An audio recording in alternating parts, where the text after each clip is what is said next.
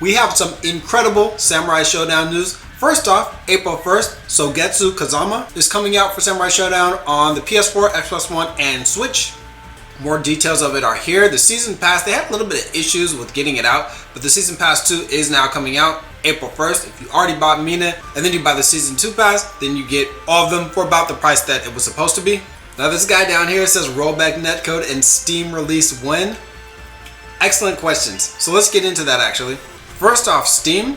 It's interesting that Samurai Shodown is finally coming to PC, but it's coming to the Epic Game Store. Now, me personally, I don't really use the Epic Game Store. I used it one time to play The Walking Dead, and then they kept having all these pop-ups when I didn't even have the program open, so I just got rid of it. Anyway, I just played my other games on Steam anyway, so I know why people are not really happy, but it is coming out of PC. I am very likely gonna buy it.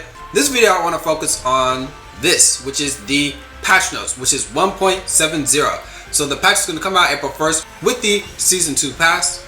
So let me go ahead and preview some of the changes. So I'm going to skim over some of the universal changes, and then I'm going to go in training mode and demonstrate why I think some of the changes are really good and some changes that I think should still be made. So first off, the new DLC character Sogetsu is coming out, a new button preview function. Now this is huge. Let me go ahead and show you why. So this has happened to me in tournament. Currently in the game, what happens is, let's say I wanted to change heavy slash to L2, right? So what happens is, not only does heavy slash become L2, but light medium heavy becomes what heavy slash was.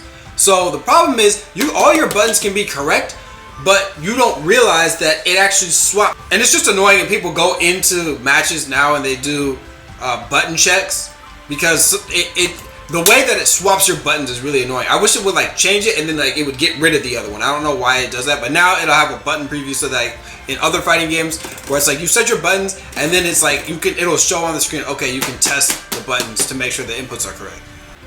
Next, balances to the battle have been made, and this is all the balance changes down here, and then fix other minor issues and features. So we'll see what those are. Now, the first change is rage gauge. Now a max rage gauge depletes according to the amount of time left on the clock. So I'm not entirely sure how that's going to work. I'm interested to see. Rage Explosion, you can now activate Rage Explosion while guarding. So for example, this move Splash Spout used to be incredibly powerful near the end of rounds. Just look at how much chip it does. The problem was if the opponent didn't pop their Rage Explosion, they were waiting for you to dash to try to mix them up. They would start blocking it and then realize, wait, I can't actually Rage Explode through it because you can't Rage Explode while you're actually in block zone. So now you can. So the move is still good, it's just you have to wait until that Rage Explosion is gone to actually chip somebody out with it now. Backdash, they removed invincibility on startup. It didn't really have any. I think it might, it probably still has throw invincibility. You could still get swept out of the air. You would still get hit trying to backdash. So I'm not really entirely sure what that changes. You would still get hit trying to backdash on wake up zone. So something that's pretty big is universally the overheads. They don't knock down anymore. I'm not really sure why they did that. I don't think it helps the game. It doesn't hurt the game really, but okay. Ukyo is a big one, probably the biggest change of this patch. So they made Ukyo have higher defense, so it takes less damage.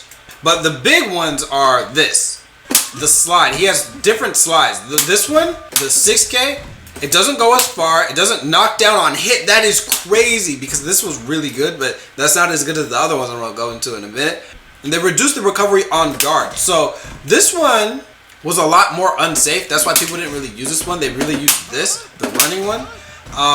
Because if you did this point blank, you could or even kind of close, you could pretty much always punish it. So I think they're gonna incentivize people using this a lot more. But you can't knock down with it. Now, crouching holding forward kick, which is 3K. So this move is Ukyo's tied for best move because it's also as good as the Tsubamagashi. Tsubamagashi is... Anyway, we're gonna get to that. So they increased the recovery frames on this move. So currently this move is -7 on block. Point blank, a lot of characters can't punish it at all, or they can just do a light slash. And then from any sort of distance out, the overwhelming majority of the cast, including Charlotte, can't punish it at all. So if Ukyo's just right here and you're getting up, you block that, you can't punish it. It's just you have a 5 frame, you have a 7 frame move, but you can't punish it from that far because your move's not going to reach that far that fast. So you can just kind of do it, and it was like a safe knockdown that did, as you can see, a good chunk of damage. You can mix that up between that and Subamagashi, which was like really strong move, and you know, did a lot of damage. So Ukyo had like this really strong 50-50 with a safe option against a lot of characters from just very slightly spaced out. Advanced kick is this. This move was crazy. So these moves make up Ukyo. Subamagashi, this sweep, which is 3K, and then the running sweep. Because from you see that from downtown, and that's safe at that distance, by the way, which is ridiculous. Because you would try to, do maybe a low, your fastest low, and then he would just backdash. Like he would do this, and then you would block, and then backdash. Subamagashi would go over like any of your lows that will come out. It really beat most of your buttons. They reduced the knockback distance on guard, increased the recovery frames on guard, increased all the recovery frames. So probably even on whiff, you can whiff punish it a lot easier. And they reduced the movement distance, so you can't like go from downtown like extremely far to hit people with. You have to be a lot closer to do it. Now, Concealed Saber Swallow Swipe, basically Subamagashi, they reduce the distance traveled when guarded against when this is done from a backdash. So, okay, this move pushes back quite a bit. Like you can see, I go super far back, so I have to like run up and do a punish, and I get like way less damage than like you would think for a move that's like minus 35, minus 28, depending on like which version you do. It can even be minus 53, but like it pushes back so far that your punish is like a lot iffier. You can't just like do a heavy slash. Other overheads in this game that do way less damage, you get way bigger punishes for consistently, because they'll land like right in front of you, and you can do like a medium slash into like whatever special you want to. So like Charlotte's, for example, if I do this and you block it, you can do medium into, you know, your slash, or like if I was Charlotte, I could do medium into power gradation. So that's a huge change. Now these are like Ukyo's 3 main moves, so nerfing all of those is a pretty big deal for that character. I thought Ukyo was the best character in the game though. Like, definitely S tier, like the best character in the game. I think there's other characters that are really good. I think Charlotte's really good, but Ukyo, just the best. A lot of cool changes that are in this patch I'm just looking through. Now, Jubei, because this is one of my main characters. I made Jubei and Charlotte. Now, let me show you why this crouching medium slash change is so important. So as of right now, Jubei has a standing medium slash far and crouching medium slash far. So you would think the idea is this is to hit moves that are lower, this is to hit moves that are higher, or just in general, because it goes a little bit farther. The problem is, even though this move is a crouching move, it has a terrible hitbox, like as far as it going low. So watch this.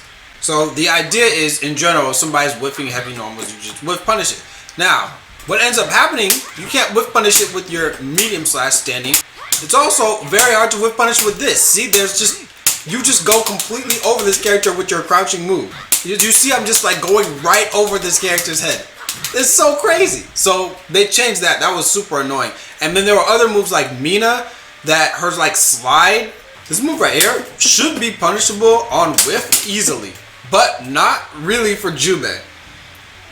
And then even like point blank on block, it's like, wow, that, like, come on, that, seriously? Now, surprise attack no longer blows back grounded opponents. I think that means it doesn't knock them down. I'm not entirely sure. This was a really good overhead. Now slams opponents to the ground when they're hitting the air, so if they're jumping, they don't just get like knocked back. And they extended lower hurt box, because there were some characters that could like press buttons and like they would go under it. So this doesn't have as much pushback on guard anymore. It was pretty stupid because, like, let me show you. Like, it would knock you back really far, and it was like a really awkward to punish move, and it was like, what exactly is happening here? Now, they said they reduced the projectile speed of Moonbeam Slicer, but that's the weapon flipping technique, so I'm not sure if they mean this. But we'll see. If it is this, then that'll be very interesting, because this is one of the best projectiles in the game because it comes out so fast compared to the other ones. But we'll see. And then they reduced the invincibility on startup on this. the Tsunami Saber. I don't know why this had any invincibility at all. Good stuff. Something that I wish they would do is I wish they would change Tam Tam's normals. Like he has like no recovery on like his whiffing animations of like his light slash and his medium slash. But if you look down here at my other main character, Charlotte, they did a huge change to her, which was they decreased her defense. So before she had like a lot of health. But if you look, crouching far, medium slash, they increased all recovery frames. So if you can see, you can just like kind of spam this move like crazy. It's like a light, honestly. It just comes out. You can block like instantly after it. Like it's crazy. You can't whiff punish it at all. If someone jumps, you can like whiff this. They can jump, and then you can still anti-air them a lot of the times. But it really depends on like the arc of their jump. But it was it was way too spammable of a move. So I'm glad that they increased the recovery. I wish that all medium slashes were able to be whiff punished relatively consistently. Far medium slash, they increase the damage because this move is like 13 frames. It's like, it's slow. It's basically worse in every way to crouching medium slash. So it's like, it does the same damage, but it starts with 13 frames. So yeah, they extended the hurt box and they increased the recovery frames with this. So 3C, this doesn't knock down anymore. I don't know why they did this thing with getting rid of all these knockdowns. I thought that was a really good punish tool. It wasn't something that you're supposed to just be thrown out anyway. It was just like, okay, you punished them. But now it's like, if you're going to be point blank with like some frame advantage, that's not really that helpful in this game, so I'm not sure why they did that. Advancing medium slash, they increase the damage, so this is going to be better whiff punisher. And I guess if you want to throw it out, I don't think you should be throwing it out, but it's going to be a better whiff punisher now. And the far medium slash is going to be a better whiff punisher as well. So Charlotte, that was one of her biggest weaknesses by far. She didn't really get any damage from whiff punishing, because you could kind of swing on her.